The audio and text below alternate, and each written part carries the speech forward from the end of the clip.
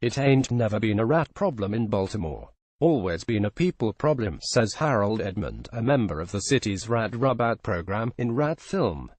Theo Antony's thrillingly unconventional documentary, however, argues that, for the last century or more, maybe it's been both, and that the two are inextricably intertwined.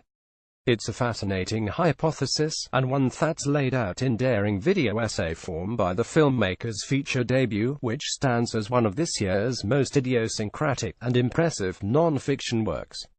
Antony's avant-garde modus operandi is established immediately, with a series of introductory starting line caressing images set to Maureen Jones narrating a creation myth before the world became the world. It was an egg.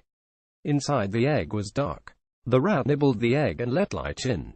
At the point, an explosion of flames bursts out of one vehicle's backside, and the action cuts to murky downward-gazing shots of a rat trapped inside a trash can. Its beady little eyes glowing like fire, the skittering creature attempts to leap out its makeshift prison, all while Jones informs us that a normal adult Norway rat can, on average, jump 32 inches high, and that Baltimore City trash cans, not coincidentally, stand 34 inches tall. At once expressionistic and drolly funny, this opening sets the stage for Antony's subsequent inquiry, comprised of crazily eclectic components: close-up studies of rats, trips through Baltimore via both out-the-car window glimpses of row houses, and tours of a video game-simulated 3D city, vignettes concerning Edmond and others who like to pass the time murdering the rodent population, and archival maps, documents and pictures which lay out the relationship between the metropolis rat infestation and its troubling racial history. It is, to be sure, a lot to take in. And the fact that Antony refuses to hold one's hand through this melange of modes and materials doesn't make it any easier to digest, especially since, at least on the surface, it's sometimes difficult to discern the precise relationships shared between a particular historical incident and contemporary character portrait, or random legislative event and anecdotal aside. Rat Film, in other words, is not your typical documentary, and its mesmerizing electronica score by Dan Deacon, full of whirring, bleeping and blipping, cacophonous noise, and ominous tonal swells, only enhances its eccentricity. In an era of non-fiction efforts marked by formulaic techniques, Antony's approach is enlivening. He creates a swirl of facts, figures and symbolic photographic gestures that locate the ways in which the modern story of Baltimore's rats is tangled up in the city's socio-cultural attitudes and public policy toward African Americans, the economically disadvantaged, and anyone else who might be deemed undesirable. As Edmond opines while going about his pest control work, rats live side by side with people who have the least education and resources, those who have no dreams, no aspirations. Just survival. That comment connects back to an earlier rumination on whether infant rats, who spend the first 2 weeks with their eyes closed, dream. The answer, from all accounts, is probably not, given that they're too busy struggling to avoid being preyed upon by some of the amateur rat assassins Antony depicts carrying out the nightly duty. One wields a variety of BB guns for headshot kills in alleys. Another duo sticks peanut butter-coated chicken on a fishing rod line, and then bashes the hooked prey to death with a baseball bat. In this urban wasteland, it's kill or be killed. Survival of the fittest. Rat Film doesn't stay in one place long, scampering to and fro in order to gnaw a larger tapestry from disparate parts. A 1911 piece of legislation enacted to prevent blacks from moving to predominantly white neighborhoods and vice versa.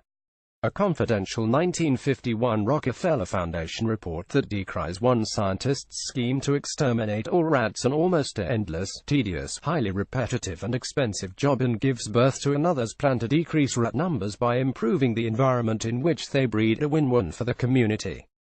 Keyboard shots from a confined rat's POV. A retailer describing how he feeds his for-sale steaks with hundreds of frozen infant rat pinkies. A man rat-proofing his home so his pet rodents can roam freely. A city official showing off a forensic investigation training facility.